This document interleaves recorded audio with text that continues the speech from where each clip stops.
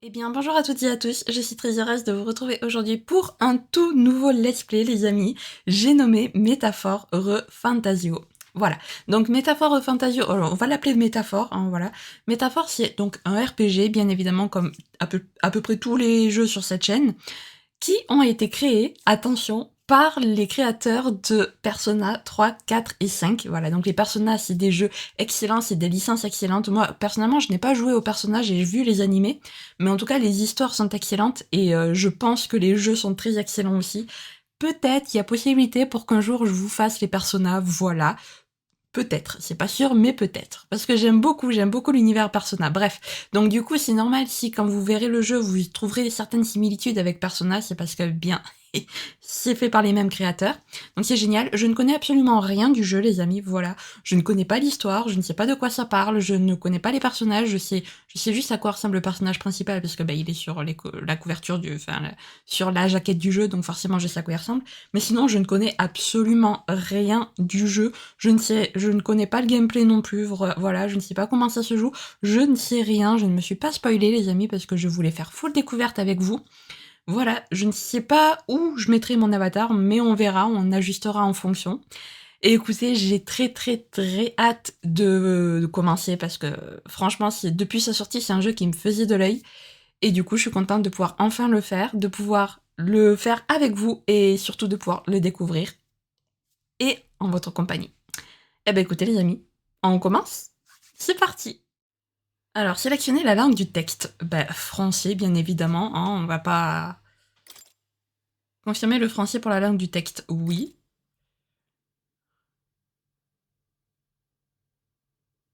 Sélectionnez la langue audio, japonais ou anglais. Évidemment, les amis, que ça sera japonais. Ce genre de jeu, c'est obligé que ce soit en japonais. Oui.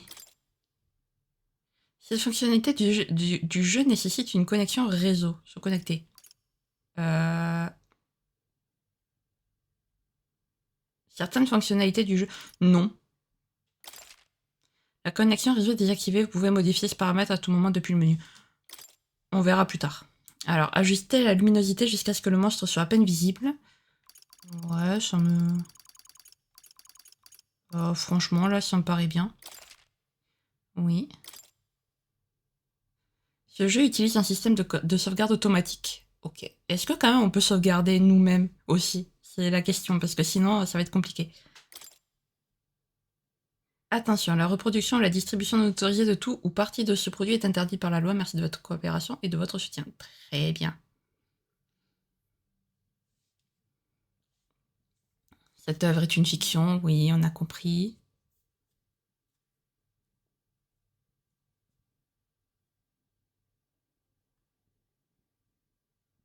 Voilà, c'est tous les avertissements.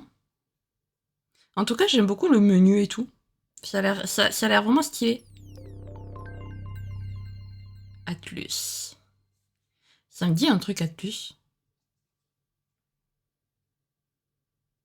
Studio Zero. Atlus, c'est un studio connu, il me semble. Nvidia Gameworks, Speedtree.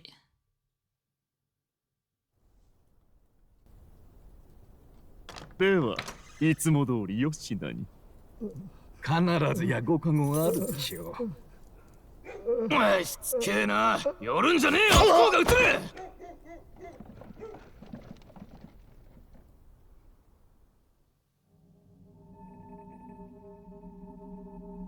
どこまでも醜いな。これが種族が一つかのごとき理想郷か。叶わぬと悟った時に滅ぶべきだったのだ。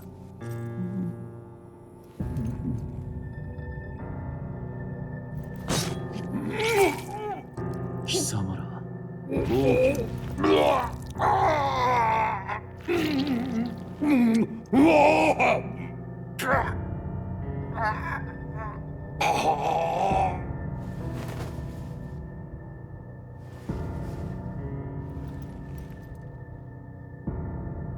この国もな。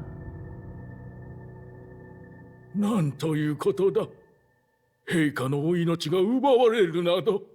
王子殿下に続いてこのような急ぎ世継ぎを決めねば王の魔法の継承が途切れて。そうなれば他国からの侵攻が。それだけではない。我が国は連合王国。悪くすれば内戦もあろう。国難にこそ我らは結束せねば。ボーデンゲか。誰がこのような。王の寝所に入れるものなど限られています。ですが。いや、陛下は王の魔法を継ぐ希代の魔導士。心臓一月など並大抵のものでは。王子殿下を襲った賊も突然城に現れた。神をも恐れの王族殺し。できる者がいるとすれば。ルイ。さて、困りましたな。王子殿下はすでに創生。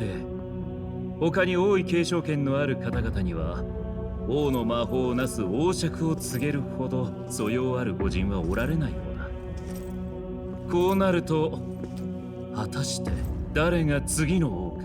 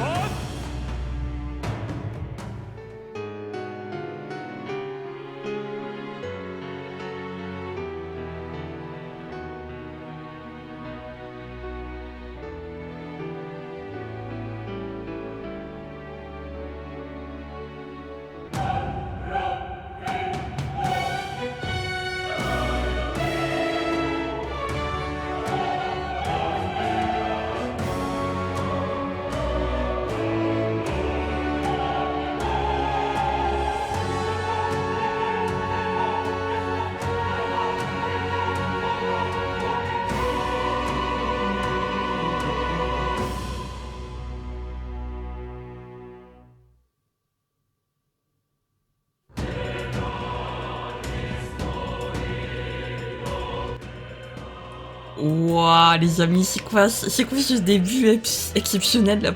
J'aime trop le côté animé du jeu. C'est beaucoup trop stylé par contre qu'ils aient fait ça, qu'ils aient fait les cinématiques en mode animé. J'aime trop. Du coup, je pense que pendant les cinématiques, faudra voir si toutes les cinématiques du jeu sont en mode animé ou si c'est juste certaines. Mais en tout cas, pendant ces cinématiques animées, j'enlèverai l'avatar, c'est sûr. Après, pour les autres cinématiques, je verrai. Ah bah écoutez les amis, on va commencer. Il a l'air excellent. Par contre, le mec, il est beau, mais ça m'énerve. Vous savez, les personnages beaux, que ce soit masculin ou féminin, mais qui c'est des vrais enfoirés en fait derrière. Le mec, il va corrompre le système de l'intérieur dès le début, quoi. Enfin genre, ça m'énerve. Le jeu n'a même pas commencé, ce perso m'énerve déjà. Oui, ce perso m'énerve déjà. Bah nouvelle partie évidemment.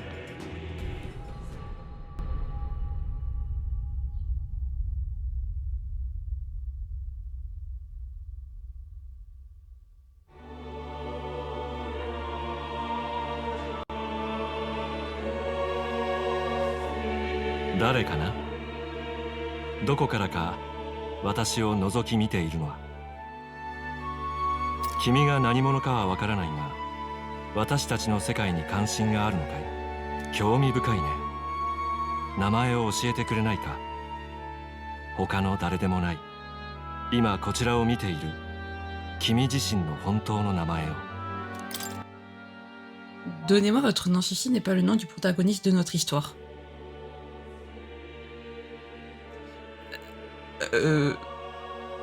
D'accord, bah du coup on va s'appeler Kinao du coup. Voilà. Est-ce que genre le mec il vient littéralement de briser le 4e mur et genre il s'adresse à nous directement? Nous joueurs? Oh ça c'est trop stylé. Du coup bah Kinao forcément hein, parce que je ne sais pas ce que ça change, donc on va mettre pour une fois dans un jeu vidéo on va mettre le pseudo de la chaîne. Ou vous qui guiderez notre protagoniste, votre nom est-il bien Kinao? Remarque ceci n'est pas le nom du protagoniste. Oui. Oui, oui. Genre, c'est vrai, genre, je vous jure, il s'adresse directement à nous, mais c'est trop stylé. ほう、珍しい響きだ。こちらの世界ではあまり聞かない。なるほど。君は異教の住人らしい。私のいる世界の出来事は、君にとっては絵空事。別の地平の物語。すなわち、幻想だ。だが、全てが君とは無関係だと言い切れるだろうか。こちらの世界に触れようとしているなら、初めに聞いておこう。幻想とは、現実に影響をもたらさない無力な作り物か。 La fantasy se limite-t-elle aux frontières de l'imagination? S'agit-il d'une création impuissante? En effet, pas nécessairement. Qu'est-ce qui se passe? Qu'est-ce qu'on répond? Se limite-t-elle aux frontières de l'imagination? S'agit-il d'une création impuissante? Ben en soi, quelque part, oui. Enfin, genre, bah oui, ça se limite aux frontières de l'imagination, puisque c'est... Enfin, quoique. Est-ce que ça se limite vraiment aux frontières de l'imagination? Parce qu'il y a plein de choses, en fait, dans notre monde qu'on pourrait considérer de fantaisistes et qui sont pourtant réelles. Non, je pense que je vais mettre pas nécessairement. ただの夢物語ではなく、幻想が己の生きる現実に何かをもたらすこともある。君はそう信じているわけか。私には未だ答えがわからない。だがもしも幻想とは世界がこのままである必要はないという願いなのだとすれば、幻想こそが世界をも作り変える新たな現実となるかもしれない。それを確かめるため、君が体験しようとする物語を見守ってみることにしよう。それでは始まりだ。 Sélectionnez la difficulté. La difficulté standard recommandée, comprenant des combats d'un niveau de défi modéré, peut être modifiée par la suite. Niveau de difficulté adapté aux débutants, ouais. Je sais même pas. Régicide. Allez, régicide, non. Non, je pense qu'on va se mettre en normal. Parce qu'après, je connais pas du tout le gameplay, donc je sais pas du tout à quoi m'attendre en termes de gameplay, parce que comme je vous l'ai dit, j'ai pas joué au Persona. Donc est-ce que c'est un gameplay similaire à ceux de Persona? Si c'est le cas, ben je ne sais pas. Voilà, donc on va se mettre quand même en normal, je pense. Et puis on verra. Hein. La partie va commencer en mode normal, vous êtes prêts? Oui. J'aime trop ce système comme ça, là, avec les couleurs et tout. C'est trop stylé, je suis trop fan.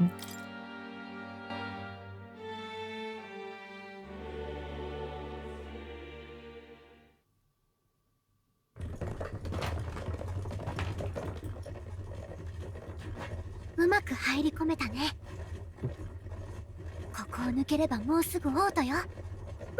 本当なのか、王様が死んだって。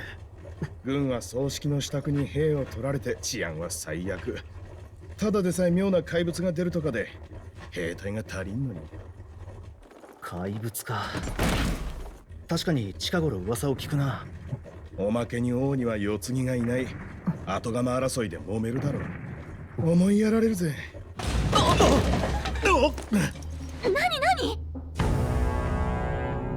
凱旋者。諸君、我々は義勇団である。王家も正教ももはや救いにならぬ。軍神ルイ様の世が来るぞ。資金と忠誠を捧げよ。従う者は守る。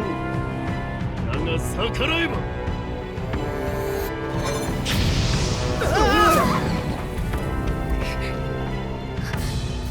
波動機族のくせにほら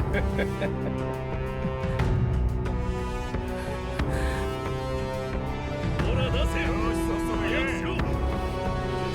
次。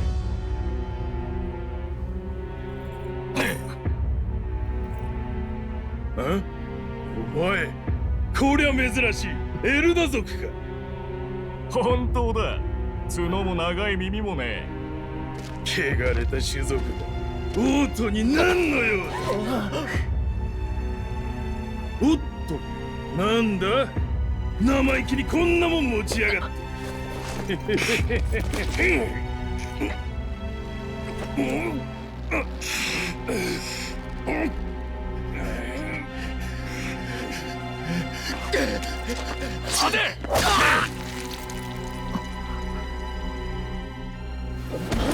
逆らうなと言ったろ。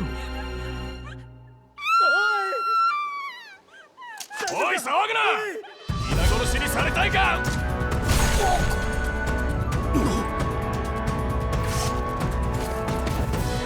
抜いてみる。死ぬ覚悟はあるということだな。邪魔だ。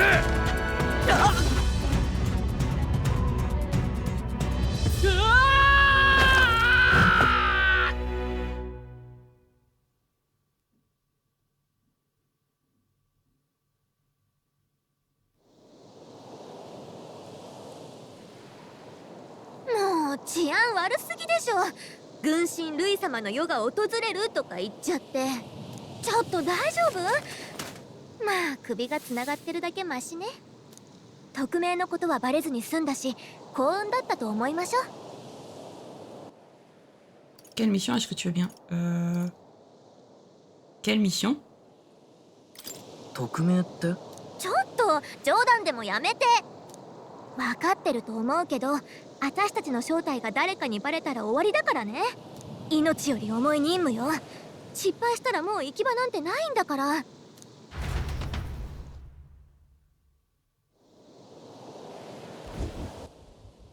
Alors, je pense que mon avatar attendait. Hop.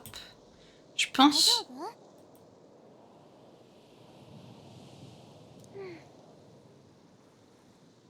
On ferait mieux de trouver un endroit d'où on peut voir les alentours.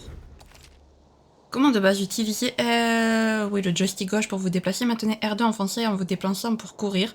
Vous pouvez utiliser rond pour esquiver les attaques ennemies. Les actions disponibles et les commandes correspondantes sont affichées en bas de l'écran. Vous pouvez également utiliser la mini-carte en bas à gauche pour connaître votre position relative par rapport à votre destination. Vous pouvez consulter les didacticiels que vous avez déjà vus dans le menu principal avec... Ok, d'accord. Je pense qu'on va se mettre là, en vrai. Bon, là, vous avez... sur mon avatar, vous avez l'équipe. Mais bon, c'est pas grave. Ok, donc on maintient... Ok, d'accord. Par contre, on sait pas comment il s'appelle, lui, pour l'instant. D'accord, on attaque comme ça, ok. Franchement, les amis, ça, je le trouve trop stylé. Il est vraiment en mode bande dessinée, le jeu. C'est trop stylé, genre les décors. Attends, il y a quelque chose tout près, ne bouge pas.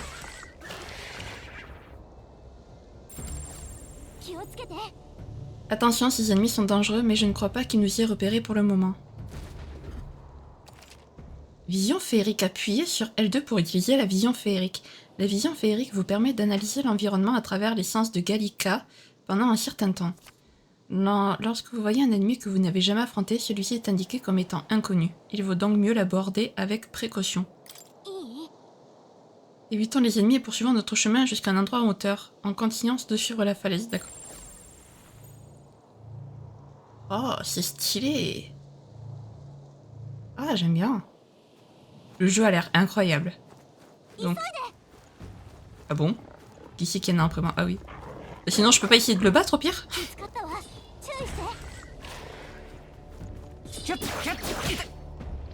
Ok. Par contre... Ah oui, ok, d'accord. La fantaisie s'achève. Ah, c'est stylé. D'accord, ok. je meurs dès les premières... J'aime bien, je meurs dès les premières secondes du jeu, j'adore. C'est génial. Bon d'accord, faut éviter les ennemis, très bien. Mais alors, comment tu peux faire pour éviter par contre? Comment tu fais pour juste éviter en fait les ennemis? Parce que là, il y en a partout autour de nous en fait, donc c'est compliqué. Sachant que nous, faut qu'on aille par là.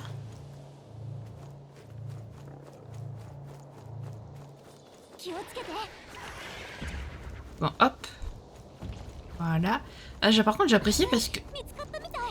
J'apprécie parce que la fumée sur la carte se désépaissit au fur et à mesure qu'on avance, enfin sur la minimap.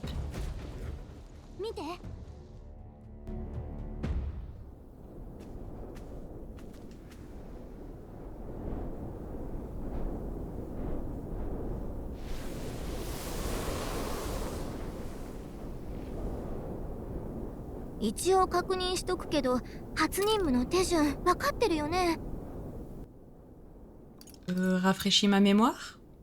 手順ってなんだっけ？命より重いって言ったよね。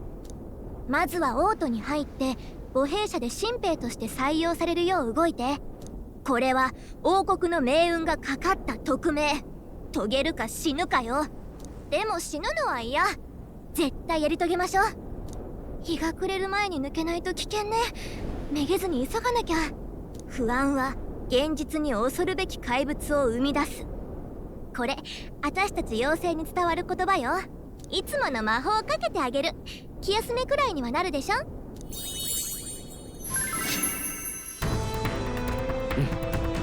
J'ai entendu une inspirante musique créée par la magie de Gallica directement dans mon esprit.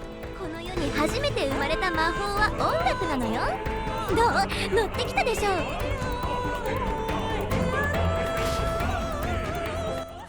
Genre on a de la musique, trop stylé. Elle peut lancer de la musique, mais le jeu il est trop beau par contre, je vous jure. Et regarde,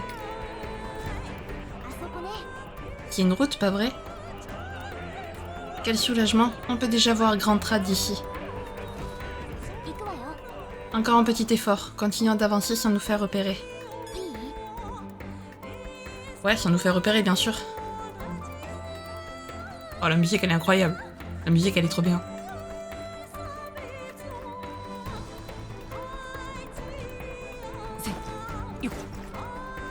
J'aimerais bien par contre, genre, récupérer, il y a des trucs là, je vois qu'il y a des objets, j'aime bien les récupérer.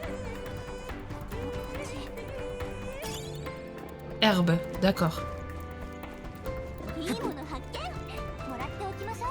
Ok, hop. Herbe, on peut pas sauter par contre. Ça fait bizarre de pas pouvoir sauter dans un jeu. Voilà. Oh oh, je n'aime pas ça du tout.8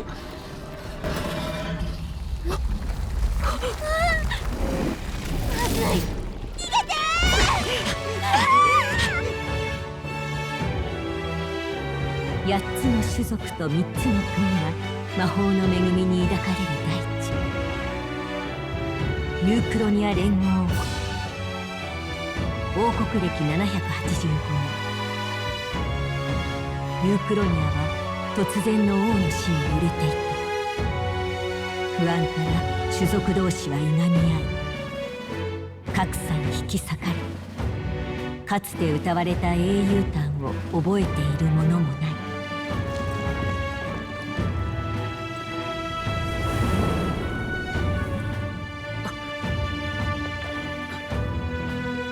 これはそんな世界を塗り替える幻想の物語。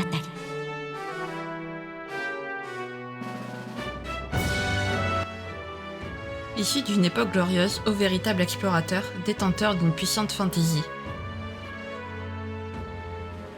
Répondez à mon appel et octroyez-moi votre aide.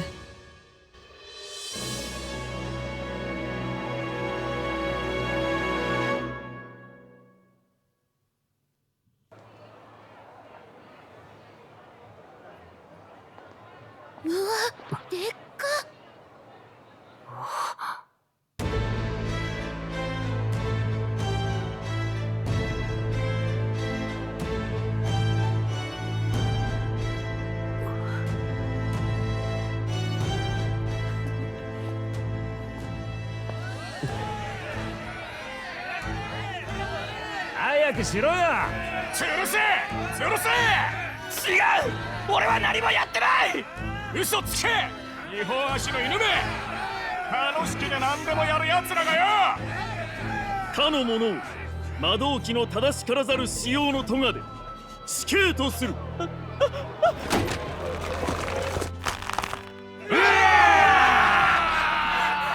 タリパスってだけで言い分すら聞いてもらえないのね。ひどいだろ。あんた何か恵んでくれよ。ありがとう。俺にもちょっと恵んでくれよ。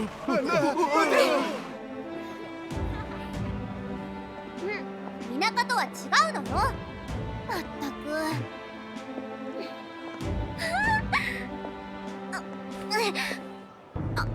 遊びに来たんじゃないからキョロキョロしないで。馬車でも分かったでしょ。あなたと同じ種族なんて一人もいないんだから。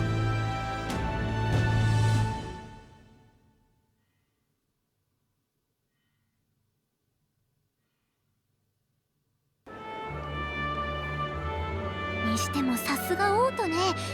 いろんな種族が行き交って田舎じゃありえない。でも決まった種族が幅を利かせてるらしいよ。クレマール族とかルサント族とか。ただでさえエルダ族なんて珍しいから絡まれないよう気をつけて。ねえ聞いた？陛下の話。病気じゃなくて本当は殺されたとか。めったなこと言っちゃダメよ。確か王子様の時もそうじゃなかった？襲われたとかって。嫌だわ、これ跡目争いよね。辺境で怪物が出たってよ。今度も兵隊を送るらしい。ここんとこ軍はふぬける一方だな。ルイ様が中央にいた頃はもっとビシッとしてたのに。この国どうなっちまうんだろうな。せめて後継ぎの王子が死んじまってなけりゃな。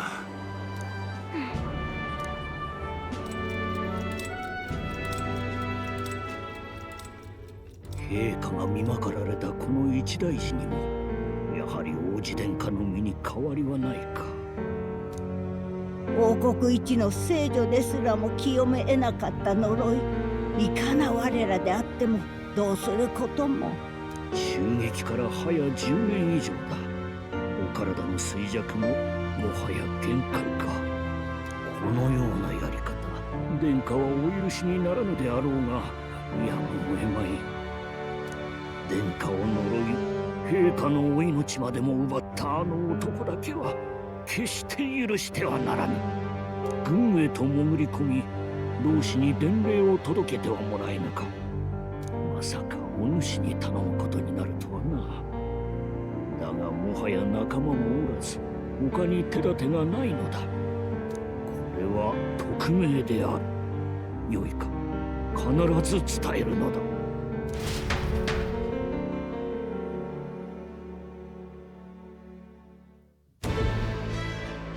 ねえ聞いてる？まあいろいろ思い出しちゃうのも無理ないか。王子様、あんたとは特別仲が良かったしね。さ、王都には入れたけど、こっからが本番よ。伝令のために同志が潜ってる国軍に入隊しないと。正統後継者の王子殿下がまだ生きてること、それに私たちの正体バレたら終わりよ。骨は拾えないから覚悟して。まずは母兵舎の建物を探しましょう。そこで新兵を募集してるはずよ。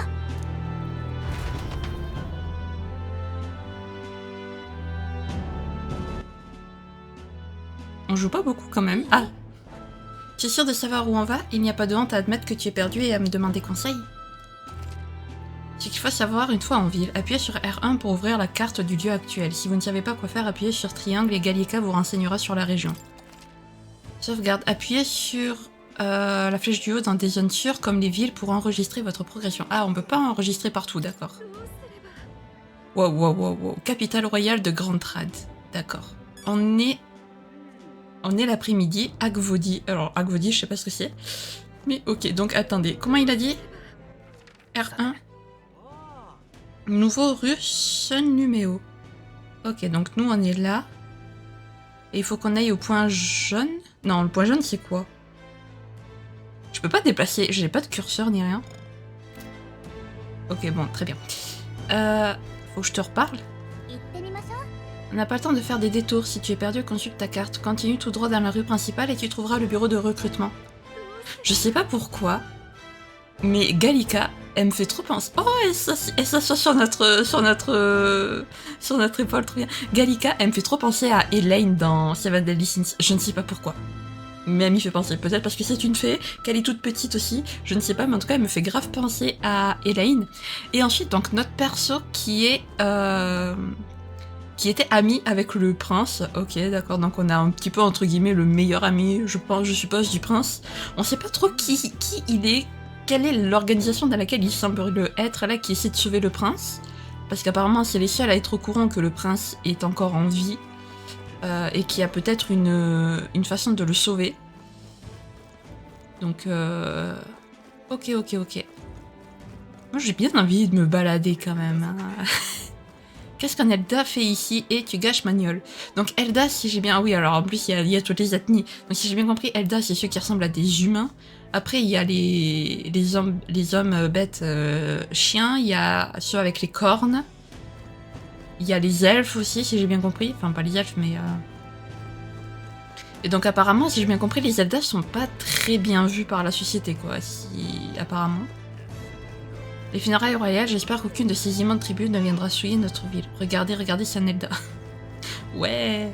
Oh, on peut parler au monsieur là-bas. J'espère que Louis va profiter de cette occasion pour reprendre son poste dans l'armée. Non, lui, il a l'air méchant, Louis. Femme louche. Oh, elle est stylée, par contre. D'accord. Oh, un Elda incroyable. Les funérailles royales attirent jusqu'aux membres de cette tribu. J'ai l'impression d'être... je sais pas... On peut parler à des gens, c'est bien. Là, on a l'air de sortir de la ville, donc je vais pas essayer. Un Elda, hein. Voilà, qui est inhabituel dans le coin. Alors, femme paripuce. Donc, c'est ceux qui ont des propriétés animales, si j'ai bien compris. Oh, je ne veux pas vous manquer de respect, c'est juste que dans cette ville, les tribus minoritaires comme nous, sont loin de tenir le haut du pavé. Merci de m'avoir prévenu, ça ne vous dérange pas. Merci de m'avoir prévenu. J'adore j'adore l'image de notre perso quand on choisit les réponses. Oui, faites attention, vous y passerez vous aussi, comme les paripuces. Ok. En vrai, c'est sympa, genre. Vous voyez, par ici, c'est le palais royal. Non, attendez, ce n'est pas ça. C'est là que se trouve la grande cathédrale, enfin je crois. Elle est censée se trouver dans une rue attenante à la grande avenue. Il semblerait que le sanctisme bénéficie d'un traitement de faveur bien plus que son roi. Ok. C'est sympa, on peut entendre les gens, on peut écouter les gens et tout. Bon.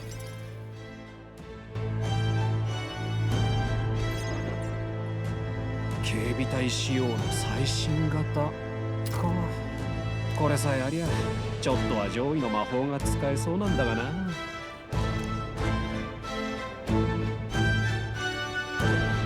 すが都会ね。魔導機がこんなに出回ってる。へえ、いろんな形があるもんなのね。Ça donne envie d'en avoir un, je suis pas intéressée, c'est quoi un catalyseur magique? Ça donne envie d'en avoir un. 一つくらい欲しいな。いや、いくらすると思ってんの。けど魔法を使うのに道具が必要なんてあんたたちは不便ね。その点私なんか魔法も使えるしマグロの流れだって見えちゃうし、まあどっちもちょっぴりだけど。おお、珍しい。妖精にエルダ族の子供か。この辺のものじゃないの。もしそうなら捕まらないよう気をつけること。ここの金持ちには小塚が多いから。失礼。私がここの店主だ。魔導機が気になるのか？これなどいかがかな。王爵を模した特別な記念品だ。Le sceptre royal? 王爵って？知らないんだっけ？なんて説明したら。王爵は代々の王が証として受け継いできた一本の尺状だ。天変地異も起こせるようなとんでもない魔法が使えるらしい。要は世界最高の性能を持つ魔導機だな。王はそれを抑止力に国を守ってきたわけだ。けど跡継ぎがいないまま王様が死んだ。そういうことだ。次期王の魔法の加護は途切れる。何しに来たのかは知らない。ここは近いうちに一波乱ある。Je vais faire attention. 覚えておきます。自分の身を守れるのは自分だけだ。肝に銘じて。なんか妙な店主だったわね。でも確かに気をつけなきゃ。っていうか油売ってられないわ。さあ、軍の母兵舎まで急ぎましょう。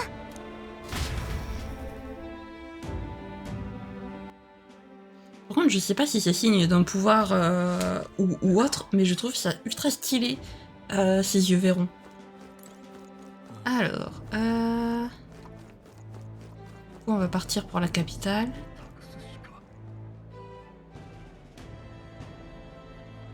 Capitale royale de Grand Trad, grande cathédrale régalite. Vu la foule, je pensais que personne ne remarquerait que tu es un Elda, mais certains sont plus observateurs que je ne l'aurais cru. On ne doit pas attirer l'attention, mais tenter de cacher tes origines ne fera que les rendre plus méfiants. Même s'ils t'insultent, tu dois rester stoïque. Je sais que ça va être difficile, mais nous devons accomplir notre mission. Le bureau de recrutement que l'on cherche devrait être 3 devant. Oh. Forden est vieux et Louis est plus fort que lui, alors... En tout cas, Louis, c'est lui qui a tué le roi, mais il a l'air d'être... Enfin, personne ne le sait, j'imagine, mais il a l'air d'être ultra apprécié, quoi, par les gens. Hop. Ok. Donc du coup, c'est là, si j'ai bien compris.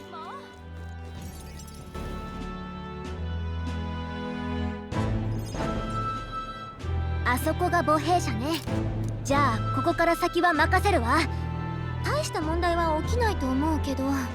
あ、面接で何か聞かれても任務に触れない限りは素直に答えていいから。作り話なんて怪しまれるだけよ。うまく採用されるよう頑張って。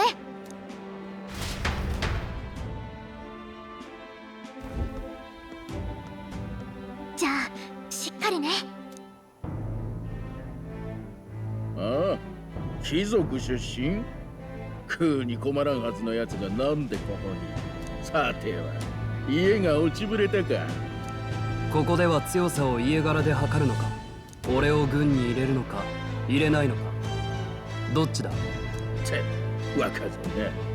いいだろう、入隊は認めてやる。だが軍務では長官命令は絶対だ。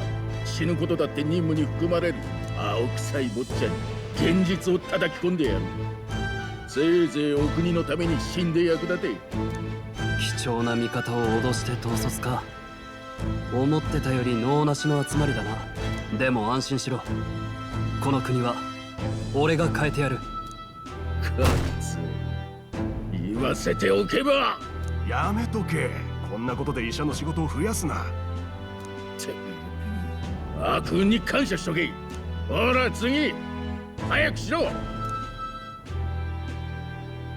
あ、エルダ族だとまだ生き残ってたんだな。年は18の孤児か。兵士としてはうってつけだな。志願した理由は何だ？ Je veux me battre pour une cause, j'ai besoin d'argent, je m'ennuie tellement. Je veux me battre pour une cause. この国を変えたいからです。ずいぶん熱いことを言うやつだな。ねな仕草で他に稼ぎ口もなかっただけだろ。で、軍でどういう活躍ができる？得意なことはあるのか？ Je suis plus fort que je n'ai l'air, j'ai l'esprit acéré, je suis courageux, je suis petit mais agile, j'ai toujours été très chanceux. Qu'est-ce que j'en sais moi? J'ai l'esprit acéré, je suis coriace, je suis petit mais fragile. J'ai l'esprit acéré, on va répondre, je sais pas. この頭脳を生かしたいです。学もないだろう。自信家だな。最後だ。様、字は書けるか？書けるならこいつに名前を書くんだ。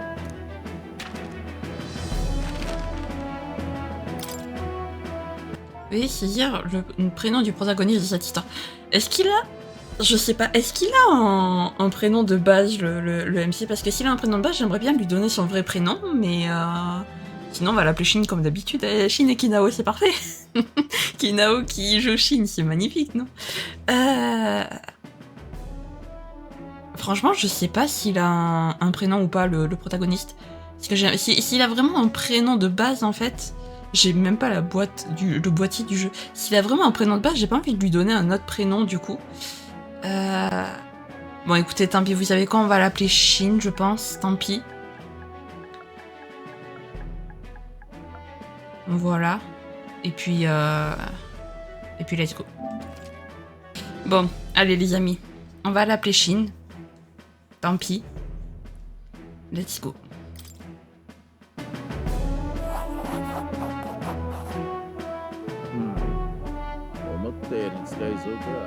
いいだろう。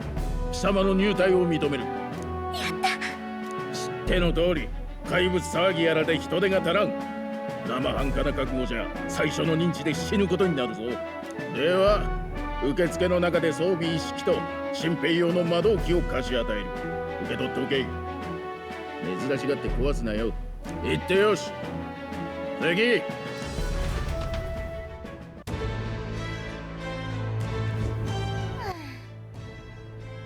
Sacrée file d'attente, on n'a pas d'autre choix que de patienter, je suppose.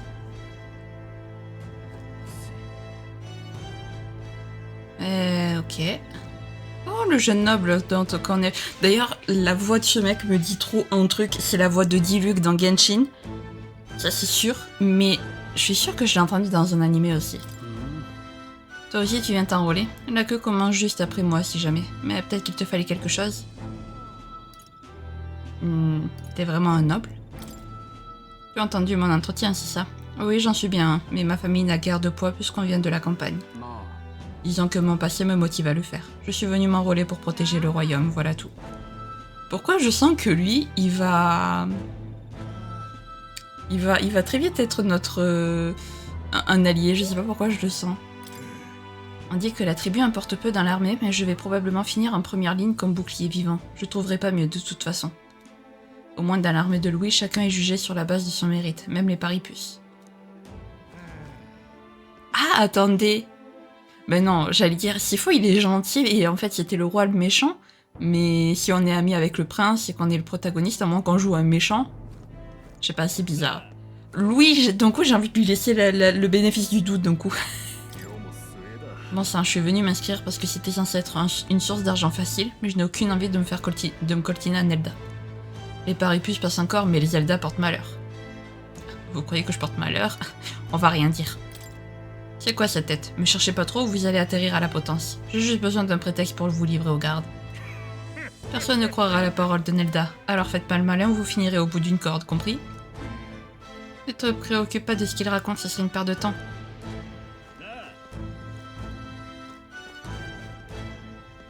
Ok. S'il faut lui parler pour commencer? Ouais, vous l'êtes servi avant les autres, tout le monde obtiendra un catalyseur en bonne et due forme. Personne ne respecte jamais les consignes. Pourquoi il n'y a que des voyous qui se pointent ici? D'accord, faut vraiment que j'attende là, par contre? Ah, faire la queue, d'accord. Je me demandais ce qui se passait. Crépuscule. Ok. 出るらしいぜあれ見たこともない怪物だっけ兵士が足りないのはそいつにやられるからとか確か名前は人間よし次クレマール族かん違う見かけない種族だなまさかエルダ族ってやつかこりゃ珍しいどけこっちが優先だこんなガキに貴重な魔導機の無駄だろたくまいましい俺ならもっと手柄をあげられるこいつはもらうぜ強いなら奪うのは当然かなんだてめえ戦う理由は誰にだってある列に並べうるせえクレマール族だ自分が全部正しいと思い込んでやがる力じゃ俺たちにかなわねえってのによ種族は関係ないこれは矜持の問題だ謝れ俺とそれから彼にもだおいそこの新兵ども死闘は禁止だ騒いで悪かったな大丈夫か Merci, Merci, on va lui dire, on va le remercier. 正直助かったやりたくてやったことだ気にするなじゃあな親父にするなよたく揉め事はごめんだぜほら魔導機だ受け取れ Catalyseur de cendre 最近のものは初めからマグラの結晶もついてて練習次第で誰でもそこそこに魔法が使えるが一日で使いこなせとは言われねえよ新入りはまず命の心配してな Ce qu'il porte autour du cou est un catalyseur magique apparemment. Le capitaine à qui j'ai parlé plus tôt en avait un lui aussi, il semble y en avoir de différentes formes. Celui de la boutique de la rue principale en est un parfait exemple. それとだこいつも渡しておくこれも貴重品だぞ Carte des environs de la capitale royale. すっごいこれ地図よ外は危険なのによく調べてある確かに軍にしかない貴重品ね聞け新兵ども。今日から貴様らひよっこどもを預かる兵士長のクリンゲルである。知っての通り陛下が崩御され、多くの兵が国葬を警備する。だが貴様ら新兵風情には荷が重いというものだ。よって貴様らにはまず訓練を兼ねて北の国境近くの砦の警備に向かってもらう。あそこは歴戦の兵士も多い。可愛がってもらえ。よしよし、狙い通り。同志はその北部国境の砦に潜入中よ。今夜はせいぜい最後の安眠を味わっておけ。では解散。Soir。かなりの数が集められてる。よっぽど兵が不足してたのね。そういえば潜入してる同士とは初対面だろうけど、あんたの剣を見せれば大丈夫よ。それが死者の証になってるから。向こうの顔は知ってるし安心して。それじゃ明日のために早めに休みましょう。ねえ、起きてる？ Non, je dors. Cette réponse. Oui. まだ起きてるよ。ごめん、声かけちゃって。なんかいろいろあったから眠れなくて。話には聞いてたけど、未だにこうも差別されるとはね。大丈夫だった？ Ça ne devient jamais plus facile, c'est comme ça, c'est tout. Ça ne devient jamais plus facile. 実は傷ついた。だよね。けどあんまり気にしちゃダメよ。怪物騒ぎも汚れた種族たちのせいだって噂してる人もいるみたいだし。まあ昔エルダ族の集落を焼き討ちにしてきた連中だもんね。Ah, d'accord. Je préférais ne pas y penser. 思い出したくない。あ、ごめん。そうだよね。けど王子だけは誰でも分け隔てなく優しくしてくれた。その恩をしっかり返さなきゃ。そうだ、あんたがいつも読んでる本、王子にもらったものでしょ。見せてくれない？Oui。別にいいけど。気になってはいたんだよね。ありがとう。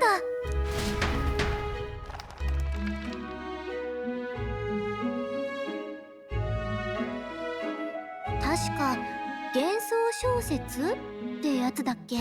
実際には存在しない幻想の世界を描いた珍しい本よね。王子が好きそうな話だわ。何々？若い旅人がその世界を見て驚いたって書かれてるわ。その世界には種族は一つだけ。誰もが互いを認め合い、生まれでの差別など存在しなかった。一つだけ？私みたいな妖精もいないの？まあ種族同士の揉め事は起きなそうだけど、彼らに魔法は必要ない。学びと手技だけで巨大都市を築く。天をつくガラスの塔、闇のない安全な夜、行き交う車、そして満たされた彼らの法には民の命は平等だと書かれている。なるほどね。魔法がなくて種族の争いもなくて命も平等。夢物語って感じだけどちょっと羨ましいかも。ってあんたもう寝てるの？私一人じゃめくるの大変なのに。それじゃ今日はここまでね。おやすみなさい。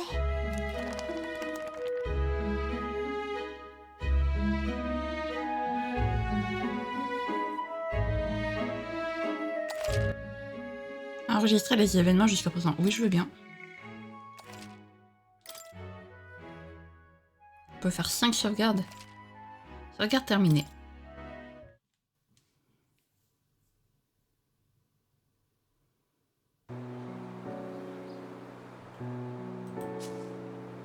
Hmm? 休んでなくていいの？大丈夫。今日は君と話しておきたいと思ってね。僕の夢はいつか王国がこの本に描かれた国みたいになることだ。理想世界を描いた小説だったね。どの種族が偉いとか汚れているとか、生まれて人生が全部決まってしまう、そんな世の中は終わりにしたい。この里のエルダ族だってそうさ。君らは何もしてないし、僕をかくまってくれた。なのに火まで放たれて、もう誰もあんな目に遭ってほしくない。誰かが変えないと。大丈夫か？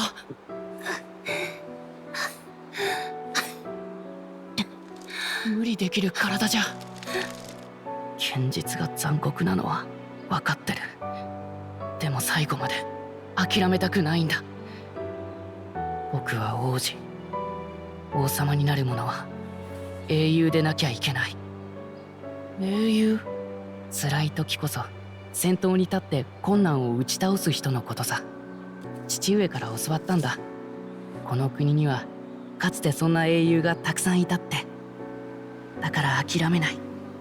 どんな生まれの人でも自分の未来は信じていられる。そんな理想の国をね。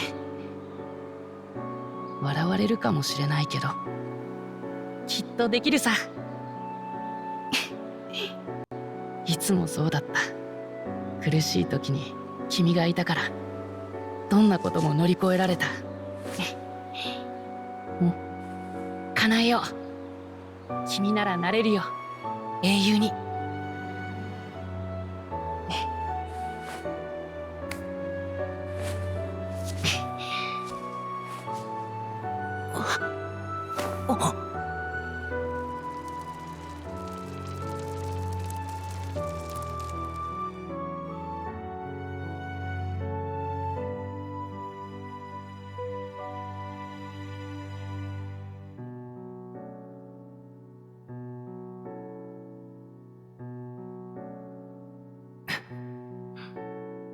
僕だって諦めないよ。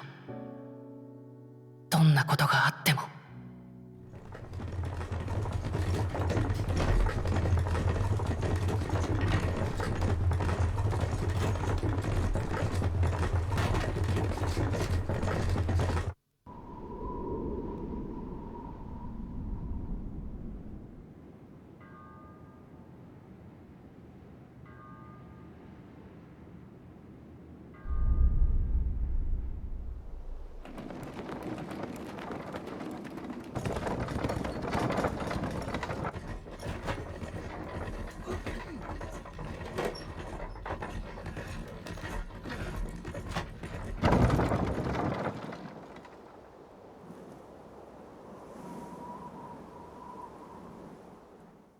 国境の砦到着まであと1日。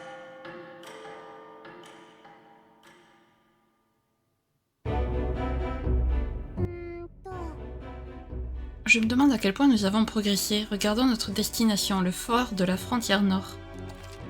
Carte du monde. Afficher des informations sur les alentours grâce à la carte du monde. Utilisez elle pour mettre en surbrillance un lieu et obtenir des informations, puis appuyez sur croix pour confirmer. Ok, donc nous on est là.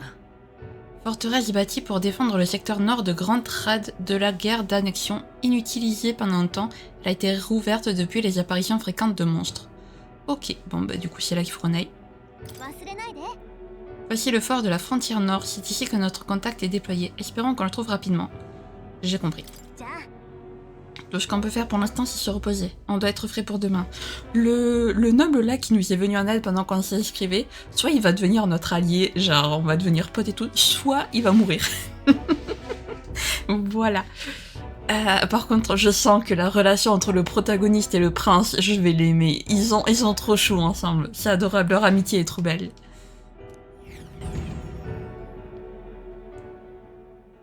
Shinpeiを乗せた馬車は目的地へとたどり着く。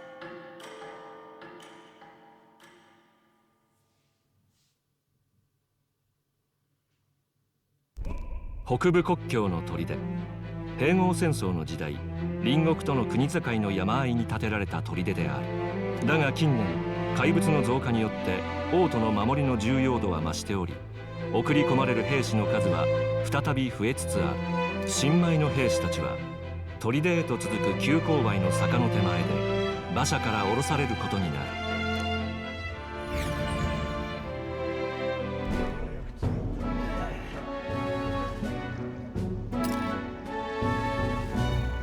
やっと着いたか。全身が石みたいだ。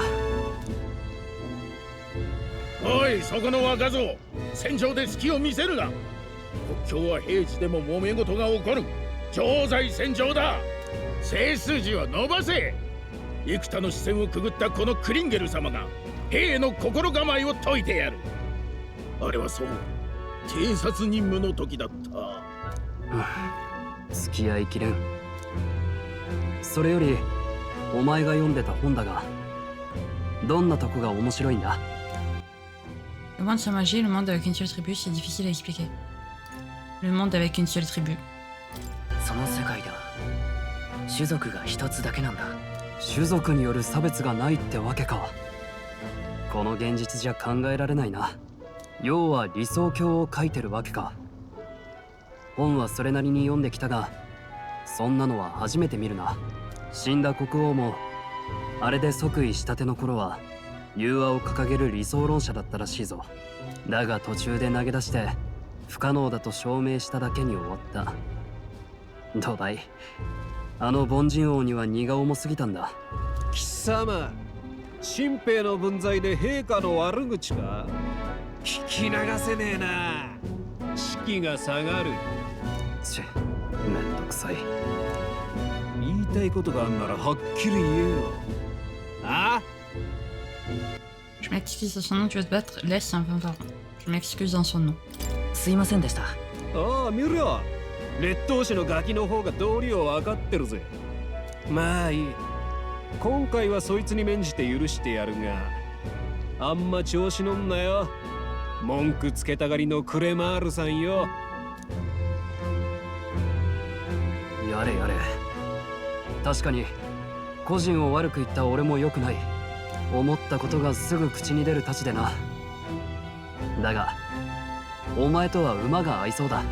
まだ名乗ってなかったな。俺はストロールだ。アリア伯レオン・ストロール。お前の名は？appelle-moi Shin. という名だ。うん、いい響きだ。嫌いじゃない。身分の違いは忘れていい。新兵同士気兼ねなく行こう。という話があったわけだ。よし、では貴様らひよっこどもには誰か。俺は兵士か。おい、大丈夫か？何があった？気をつけて。俺は普通じゃな。Il a perdu connaissance.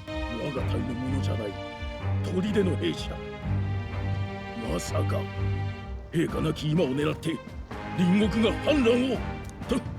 とにかく全員急ぎ砦に向かえ。私はここで救護活動を続ける。待て、状況もわからないのにか。せめて隊を分けるか、応援を。長官命令である。逆らうのか？反逆罪に問われたいか？臆するな。貴様らも栄光ある王国軍兵士だ。手柄を立てろ。褒美は約束してやる。もうやるしかねえ。稼ぎたくて兵士になったんだ。これで一気に金持ちだ。よし、行くぞ。くそ、無視もできないか。仕方ない、行くぞ。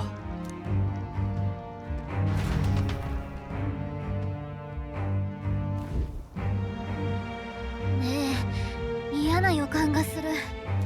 なんていうか匂いがするの。どんどん強くなってる。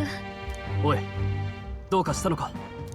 お前それまさか妖精か？捕まえたのか？ Elle est avec moi. 自分の連れなんだ。まあそういうこと。あと呼ぶなら名前で呼んで。ガリカって立派な名前があるんだから。連れなのか。つまりずっと隠れていたわけか。無駄に騒がれたくなかっただけよ。それより嫌な気配がする。下手に進まない方が。ああ、無能な上官に付き合って無駄死にする気はない。先に行った連中を追わず離れてついていこう。お前魔導機はちゃんと使えるんだろうな。さあどうだろう。使ったことないだろうし。平民だもの、珍しくないでしょ。分かった。とにかく安心しろ。死なせやしない。付き合うぜ。Nouvel allié, je savais que ça allait être un allié. Stroll, un brave combattant cachant ses origines nobles, est devenu votre allié. 参ったわね。あんたは戦わないで済む予定だったのに。慎重に進んでいきましょう。砦にいる同士の方も無事だといいけど。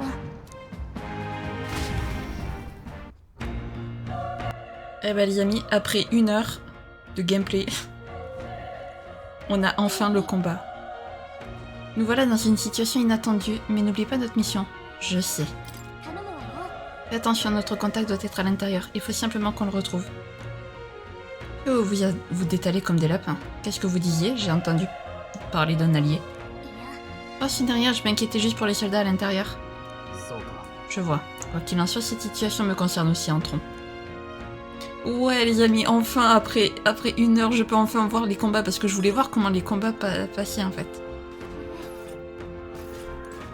Qu'est-ce qui se passe là-dedans? Ouvrir la porte.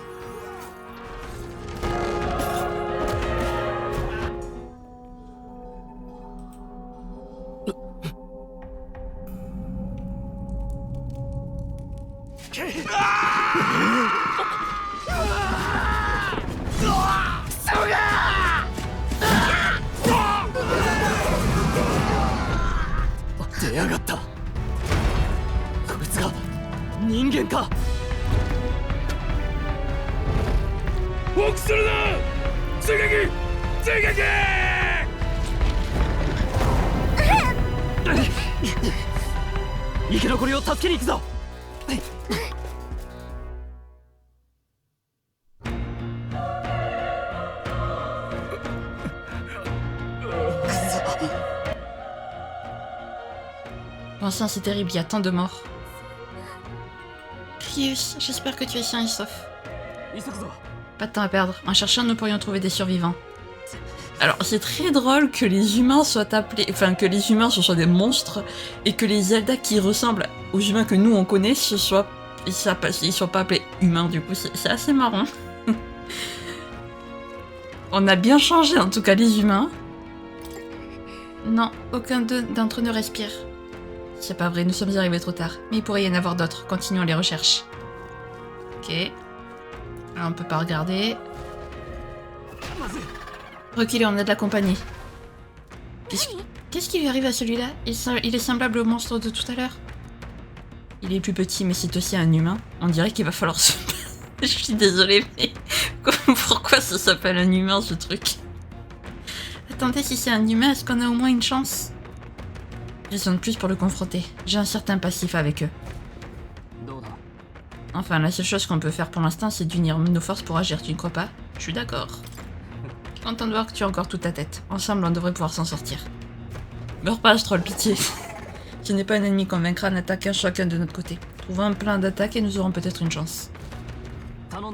Piégé, on doit travailler tous les deux. Je vais me calquer sur tes attaques. Oui, tu peux me laisser attaquer? Merci. Engager une bataille en équipe. Vous pouvez appuyer sur triangle pour engager une bataille en équipe aux côtés de vos alliés.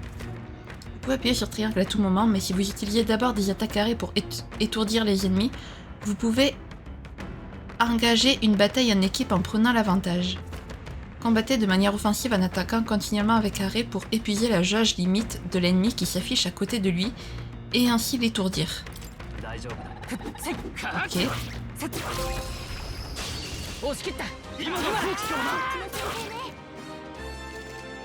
Bataille en équipe contre des ennemis étourdis. Lorsque vous engagez une bataille en équipe contre un ennemi étourdi, un membre du groupe effectue une attaque initiale. De plus, les ennemis restent étourdis au début de la bataille, alors n'hésitez pas à exploiter cet avantage. Lors des batailles en équipe, appuyez sur carré pour attaquer avec votre arme ou sur triangle pour utiliser les compétences qui consomment des PM. Lorsque vous effectuez une action, vous consommez une icône de tour en haut de l'écran. Lorsque toutes les icônes sont consommées, le tour de l'adversaire commence. Ah, c'est du tour par tour, d'accord. Wow, oh, ah ouais, c'est le personnage, je confirme. Ok, alors, est-ce qu'on a une compétence Flamme du mage utilise le catalyseur équipé pour infliger de faibles dégâts de feu magiques à un ennemi.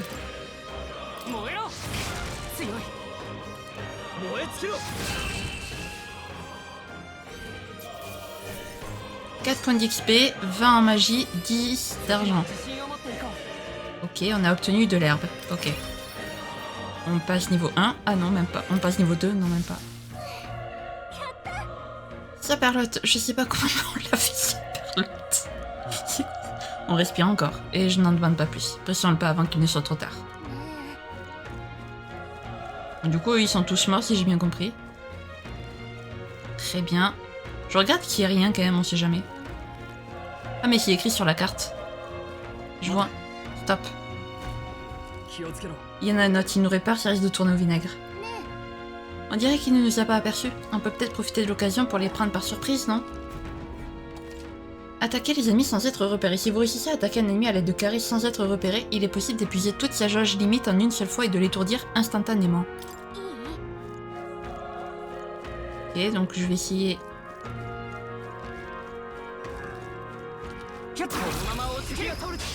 Ok. Parfait, alors là... Lui il fait la flamme du mage, ok. Tour de l'adversaire. Sauf qu'il étourdit votre tour. Oh, c'est stylé. Parfait. Triomphe incontesté. Ah, donc en fait, si on se bat en plus, si on triomphe des combats sans prendre de dégâts, on a des bonus. Trop bien. Nice, on a monté de niveau. Statistique augmentée, force. Ok. Distribuer les points restants. J'ai combien de points? 1. Oh là là, oh non, ça par contre j'aime pas. Je suis nulle pour savoir en quoi, qu'est-ce que je dois améliorer. C'est quoi? Ah, l'endurance, l'agilité, la chance et la magie. On va augmenter l'endurance peut-être. Il vous reste des points. Finir la distribution. Non, non. Voilà. Ouais. Finir la tribu. Oui. Ok. De l'herbe. J'imagine que l'herbe ça nous sert à nous soigner. Est-ce que, pure question, on peut... Oui, on peut casser les tonneaux, ok.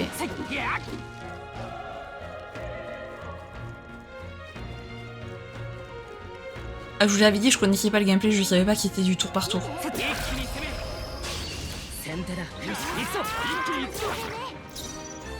Hop.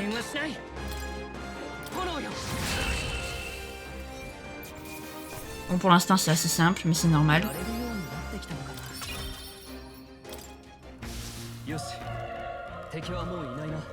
Ah, il n'y a plus d'ennemis? Ok, d'accord.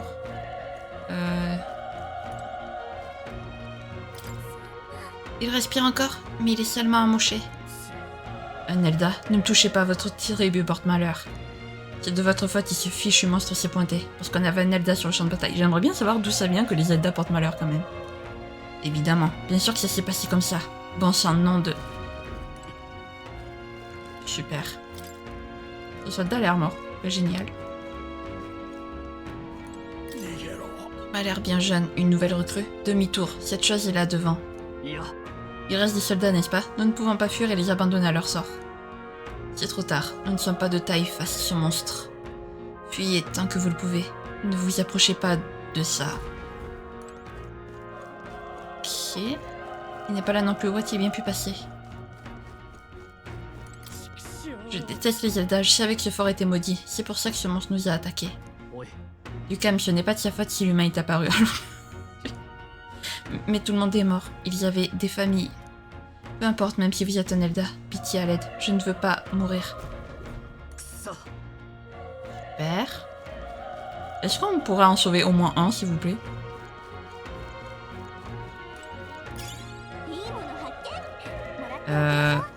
Alors attendez.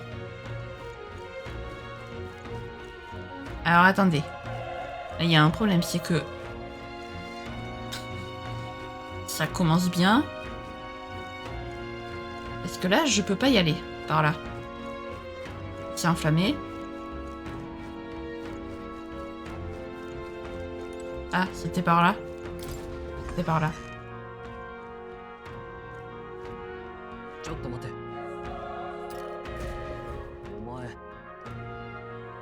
Vous deux, vous cherchez quelqu'un, je me trompe.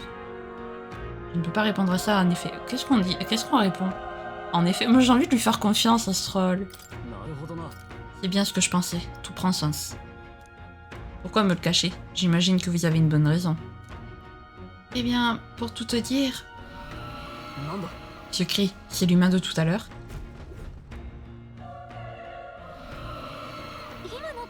On aurait dit qu'il provenait du haut de cette tour. Peut-être que certains soldats se battent encore. On reparlera de nos affaires personnelles plus tard. Notre priorité est d'aller sauver les survivants en haut de la tour. Et peut-être que notre allié est également en haut de la tour, dépêchons-nous.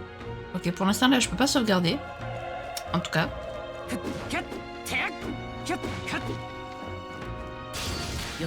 Alors je sais pas ce que je voulais faire. Donc...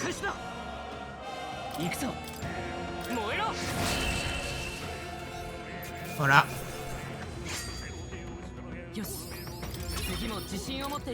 Par contre la musique elle a l'air incroyable. Ok.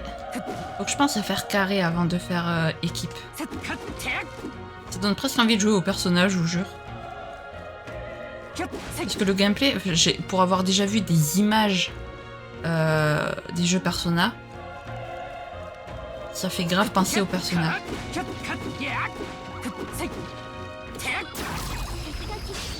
Voilà. Alors, attendez, parce que passez à votre tour, levez des défenses, utilisez des provisions, utilisez des armes, utilisez invoquer pouvoir.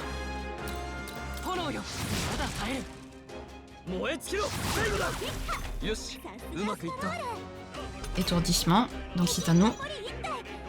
On va continuer avec la magie. Et... Bon, vous habituez pas trop à ce que j'ai des combats incontestés et à des triomphes incontestés parce que je sens que face à un boss, ce sera pas si incontesté que ça. Je sais pas si ça sert à quelque chose de détruire les tonneaux, mais...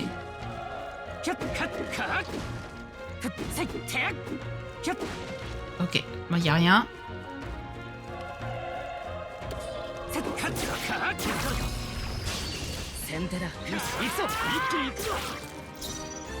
Ok, hop.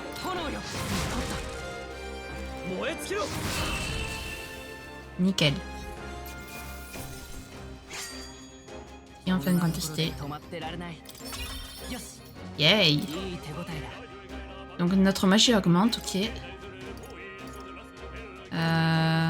On va peut-être essayer de tout augmenter, quoique non, attendez, la force, parce que la force, elle est basse par rapport à...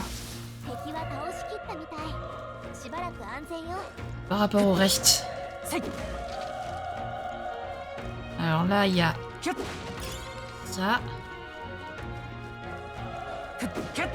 Et après là... Oh, ok, d'accord.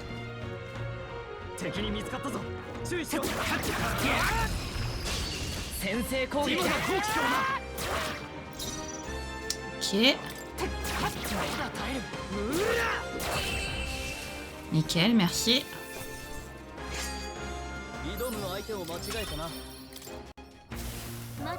Ok.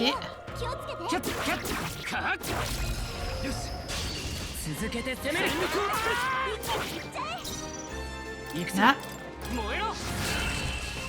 Je sais pas comment on fait pour reprendre des PM, par contre. Parce qu'apparemment, en montant de niveau, ça les remet pas à fond.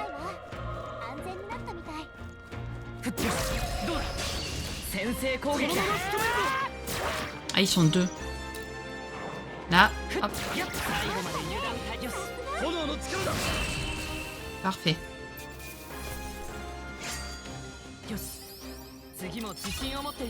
Ok, nickel. On va peut-être essayer, on va peut-être arrêter d'utiliser de... J'avais pas vu qu'il y avait un ennemi.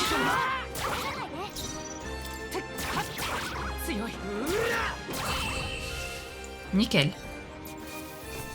Bon, ce qui est bien, c'est que le début est assez simple. Hop, ouais, je vais récupérer cet objet, merci. Ok. Alors, je vous le dis, je visite les lieux, mais c'est genre purement... Je le fais sans y penser, en fait, parce que j'ai juste trop envie. Et là, on y était allé. Oui, là, on y était allé, parfait. Donc, allons-y. Ouvrons la porte.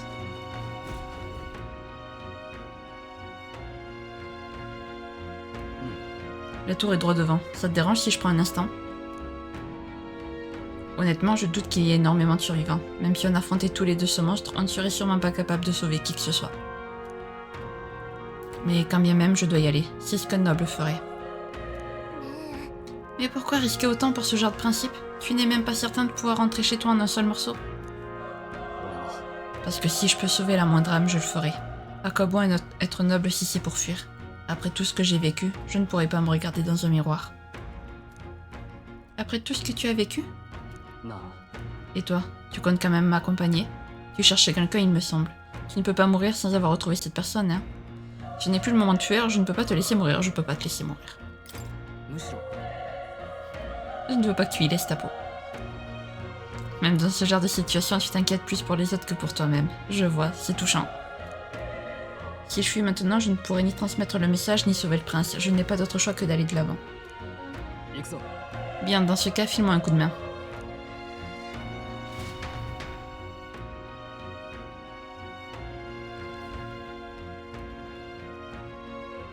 Je peux toujours pas sauvegarder. Forcément, ils ont dit. Cette sensation, je savais, l'humain de tout à l'heure, il a où, que fait-on? Eh ben, allons-y. Ne fais rien dire, réfléchis. Bon, allons-y.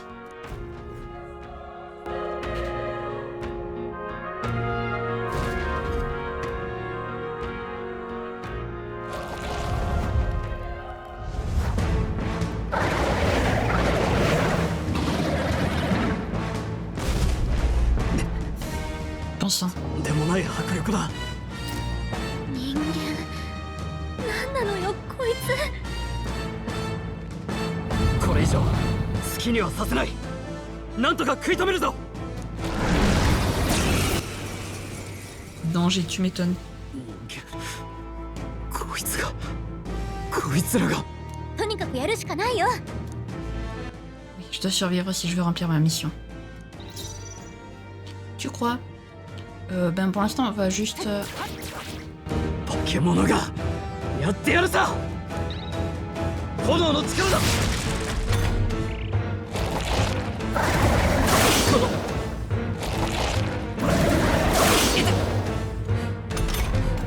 何これ？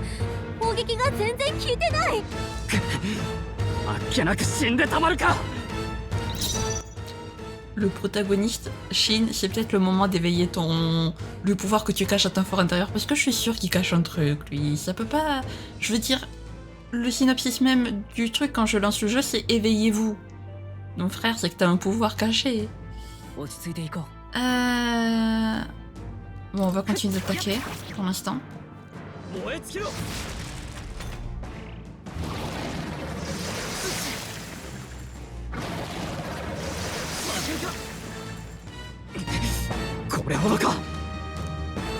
Je ne peux rien faire d'autre. Je ne peux pas mourir ici, le prince. Je dois sauver mon meilleur ami. Mais... 俺が奴を引きつける。お前らは逃げろ。でもいいか、俺は貴族だ。貴族が民より後に死ぬのは恥なんだよ。じゃあな、ちゃんと生き残れよ。うわー！うら！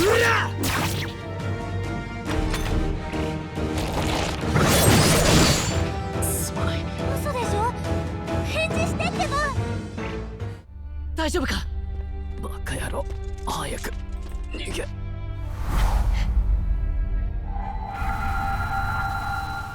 汝定めを課せられし子よ、憂いを抱える旅人よ。あなたはやがて王となる定めの子。今は分からずといずれ全てが回り出す。道は二つに一つ。 その試練へと赴くか、ここで倒れ伏すか。さあ、選ぶのです。選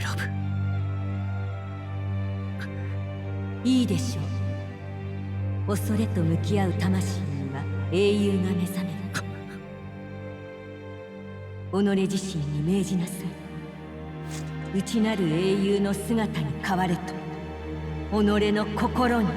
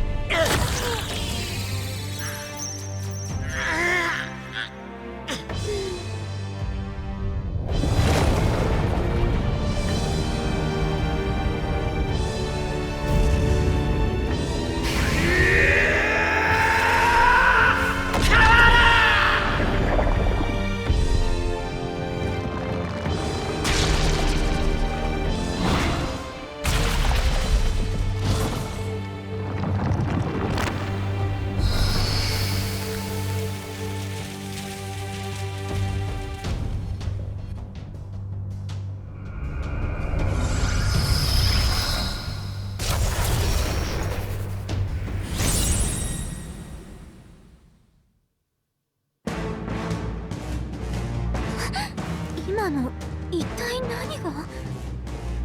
とにかくあいつを何とかしないと。 Sick Day restaure une petite quantité de PV à un allié, inflige de faibles dégâts de vent magique à un ennemi.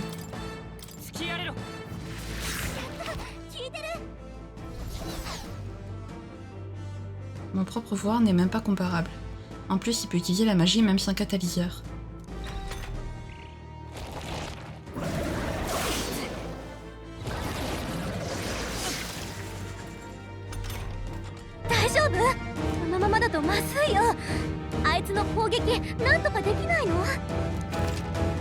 Ciblez les points faibles. Certains ennemis sont vulnérables à certaines affinités. Lorsque vous exploitez une de ces faiblesses, le mot faiblesse s'affiche. Exploiter la faiblesse d'un adversaire ou infliger un coup critique consomme une demi-icône de tour au lieu d'une icône entière. Et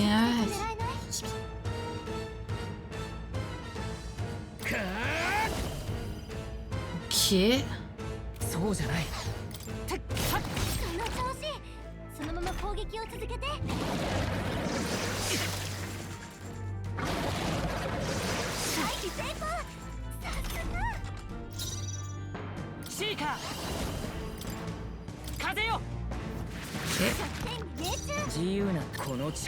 Ok, il est faible à ça à chaque fois.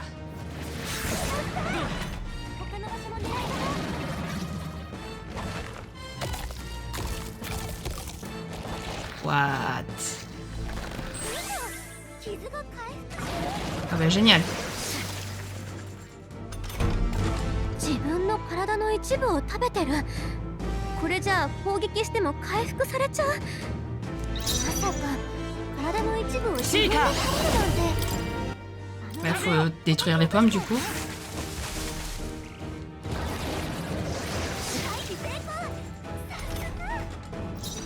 Ok, mais là je pense que les pommes elles sont pas spécialement faibles ou...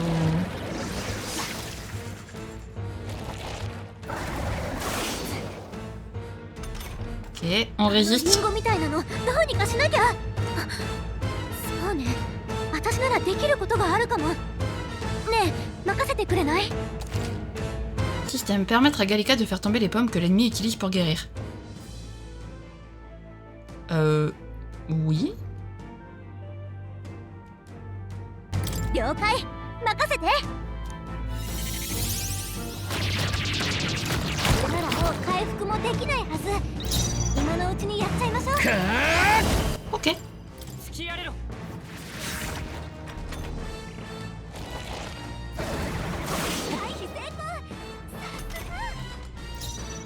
Je sais pas si c'est considéré comme une genre une aide parce que le combat est trop compliqué ou c'est un truc, je sais pas trop ce que c'était cette histoire là.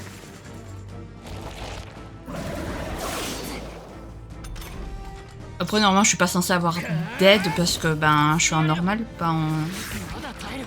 Allez, il est bientôt mort.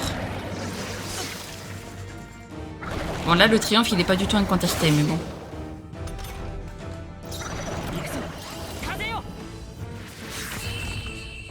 Voilà.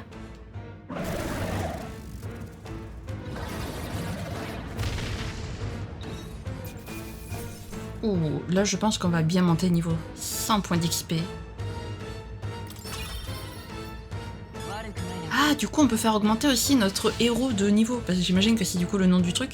Est-ce que par contre on pourra changer de héros plus tard, ou ça va être genre c'est un seul héros qui est associé au personnage, je ne sais pas. Ok. On va continuer à augmenter notre force pour l'instant.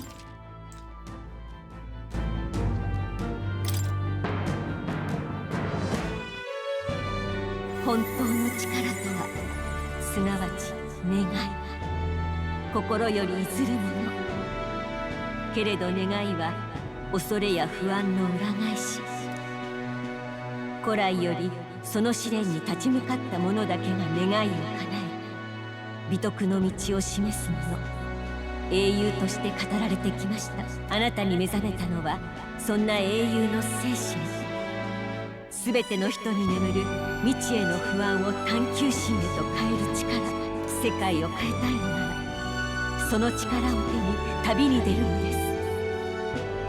己の使命を探し出す旅に。何今の声っていうか、あんたもさっきの力あれ何？いきなり心臓が金属みたいに変わったと思ったら姿まで。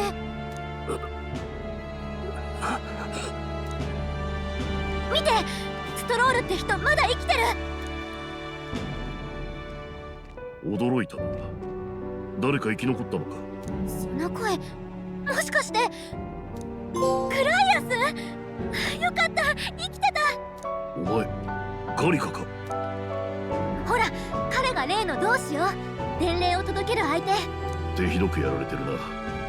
肩を貸してくれ。一緒に運んでやろう。血の匂いで獣が寄ってくる。急いでここを離れるぞ。気を失ってるだけのようだ。ここなら少しは休めるだろう。改めて久しぶりね、グライアス。とんだ再会になったけど。お互い生き残ったんだ。上出来だ。加勢できずすまなかったな。そいつは新顔か。しかしなぜあの力を。あんなの私も初めて見た。グライアス何か知ってるの？まあな。それより今は任務の話だ。うん。時間も惜しいから伝えるね。グライアス、今回あなたに課せられた任務は国王暗殺犯のルイを殺害せよ。そうか、ついにか。遅すぎたくらいだ。公表されてないが陛下の死が殺しだって話は軍じゃもう公然の秘密だ。ルイめ、今度は陛下までも。それだけじゃない。事態は一刻を争うの。王子の容体が芳しくなくて。里の秘宝で遠見の鏡というそうよ。見えているのは今この瞬間の王子の姿。À travers le miroir, je vois le prince plongé dans un profond sommeil dans le village secret. 王子殿下、呪いの茨は健在か。特にはやっぱり術者のルイの命を絶つしかないみたい。それにもたもたしてたら次の王様が勝手に決められちゃう。Qui est Louis? Tu dois le tuer? Quelqu'un peut m'expliquer? Qui est Louis? Louis って誰です？冗談だろう。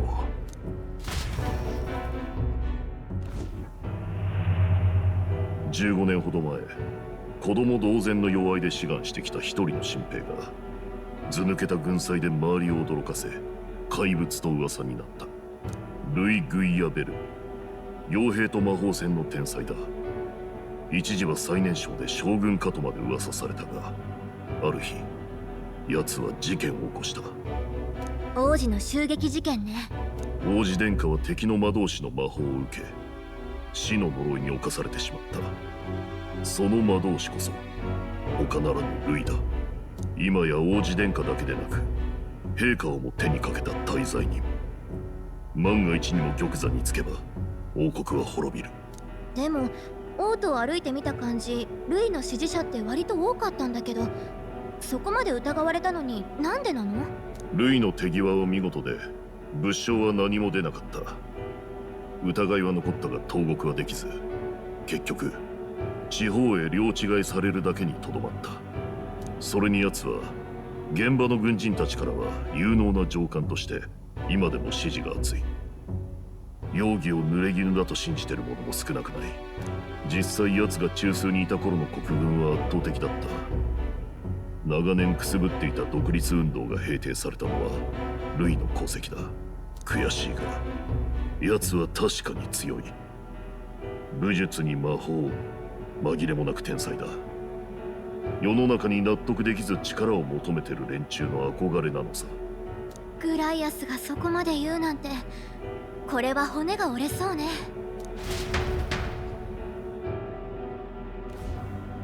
その仕事俺にも手伝わせてくれ。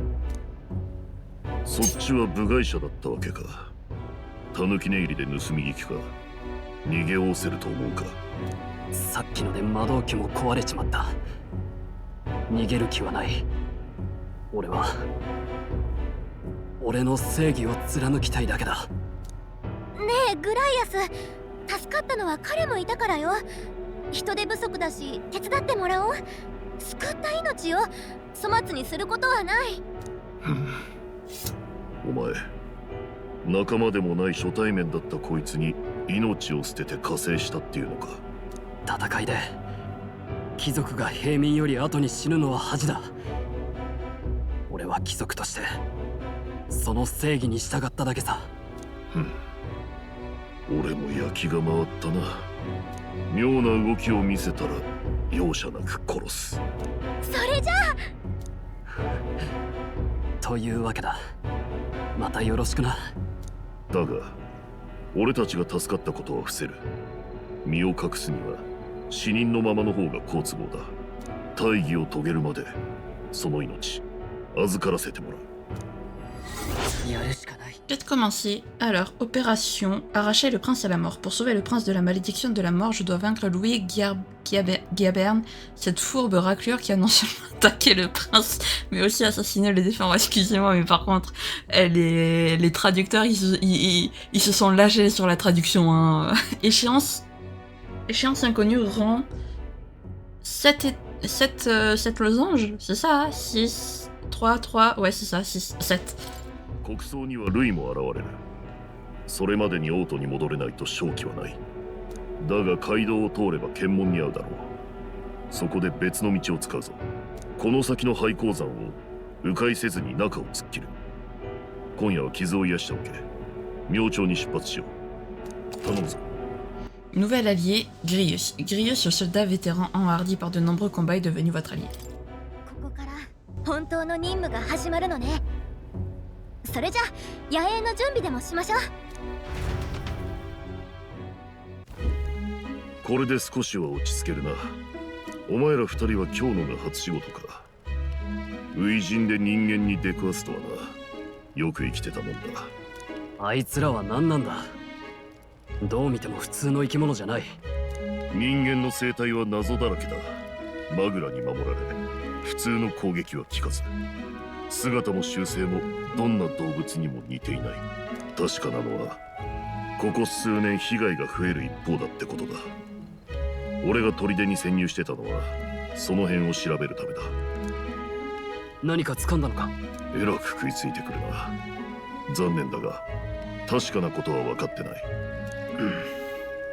夜は長い。他にも聞きたいことはあるか。 Dis-moi un plus sur la mission. 任務について聞いておきたい。この頭数で正面からは挑めない。必然的に暗殺ってことになるな。ルイは王族殺しの大罪人だが、皮肉なことに民衆は必ずしも奴を嫌ってない。人間を討伐できる武力を持ってるからだ。軍が手を焼いてる間にルイが次々と勝って回ってる。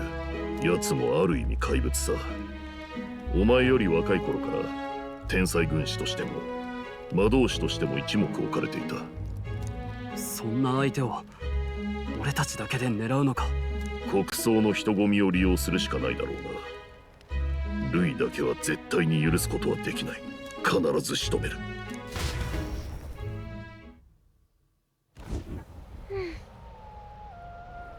Si tu portes une flamme, les créatures dangereuses ne s'approcheront pas. Fort de la frontière nord. Ok, d'accord. Donc là, c'est un peu le moment pour Pour se reposer, ok. Tu t'es bien débrouillé pour transmettre le message. Enfin, nous pouvons agir pour son Altesse. Vous semblez avoir des questions sur ce pouvoir. Je voulais te demander, tu as l'air d'en savoir vraiment beaucoup sur la famille royale. Qui étais-tu avant d'infiltrer l'armée? Un simple mercenaire. Et pourtant, Sa Majesté m'a fait l'honneur de me nommer maître d'armes de son Altesse le Prince. J'étais là la nuit de l'attaque. Vraiment, je ne savais pas. Mais je vous raconterai les détails demain. Je veux continuer à parler. J'ai des choses à raconter, mais je suis vraiment fatiguée. Donne-moi des nouvelles du village. Voilà. Très bien. Ce pouvoir que tu as utilisé, je n'ai jamais rien vu de tel. C'est un type de magie? Non, impossible. Pas avec les catalyseurs qu'on nous a fournis. D'ailleurs, ton catalyseur semble s'être brisé. Bon sang, si seulement j'avais eu ces pouvoirs à l'époque. Désolé, je parle tout seul. La journée a été fatigante pour nous deux. Allons nous reposer. Ok. Je me demande quel était ce pouvoir en toi, Grius semblait savoir quelque chose là-dessus. Enfin, puisque tu l'as, autant l'utiliser. Mais arrêtons-nous là pour aujourd'hui, haha. Non. Bien sûr, si tu veux, mais faisons une pause un moment, d'accord? Oui. Voilà. Je veux surtout pouvoir m'arrêter, en fait. Non, parce que c'est un peu le problème des jeux japonais, hein, des RPG japonais, c'est que tu ne peux jamais t'arrêter parce que ces dialogues, ça enchaîne dialogue sur dialogue sur dialogue sur dialogue sur dialogue qui dure 1 heure. Donc du coup, on va s'arrêter là, les amis, pour ce premier épisode. Alors franchement, je suis trop fan. Voilà. Vraiment, ce premier épisode m'a complètement convaincu, les amis. J'avais très peur, j'étais très sceptique, j'étais en mode ça a l'air sympa, mais s'il faut, je vais pas du tout aimer, en fait. En fait, j'adore. Voilà. Le tour par tour me dérange absolument pas, franchement, on le sent pas trop passer, je trouve. Et puis, non, franchement, déjà, je kiffe trop les cinématiques en mode animé, c'est beaucoup trop stylé. Et puis même le jeu, en fait, quand on est en jeu, en fait, genre les décors et tout, c'est un petit peu en mode bande dessinée, le contour et tout des décors, donc je trouve ça assez stylé. Et l'histoire a l'air incroyable, voilà. Pour moi, je pense que lui, on réussira à le tuer. À mon avis, je pense qu'on y arrivera. Parce qu'on a pu voir qu'il avait l'air de faire partie d'une organisation, puisque quand Grius nous a parlé de Louis, il y avait 4 autres personnes derrière lui qui étaient en mode ombre. Donc, à mon avis, il fait partie d'une sorte d'organisation. Et on va devoir battre chaque membre de l'organisation, j'imagine, pour sauver le monde. Donc du coup, je pense honnêtement qu'on arrivera à tuer Louis. Alors peut-être qu'on n'y arrivera pas lors de la cérémonie, peut-être qu'il va réussir à s'enfuir ou autre, mais je pense que dans tous les cas, on arrivera à faire en sorte que Louis ne devienne pas le prochain roi, à mon avis. Je ne fais que des suppositions, les amis, je ne peux faire que des hypothèses. Mais en tout cas, je suis très contente d'avoir commencé ce jeu parce que j'adore, j'aime trop, je suis trop fan. Franchement, si je pouvais, je continuerais à tourner pendant des heures et des heures et des heures. J'adore. En tout cas, si ce premier épisode de Métaphore Fantasio vous a plu, n'hésitez pas à liker, à commenter, à vous abonner, à activer la cloche de notification et également à partager si jamais le cœur vous en dit. Sur ce, je vous fais plein de gros bisous, prenez bien soin de vous, c'est très important. Bye bye!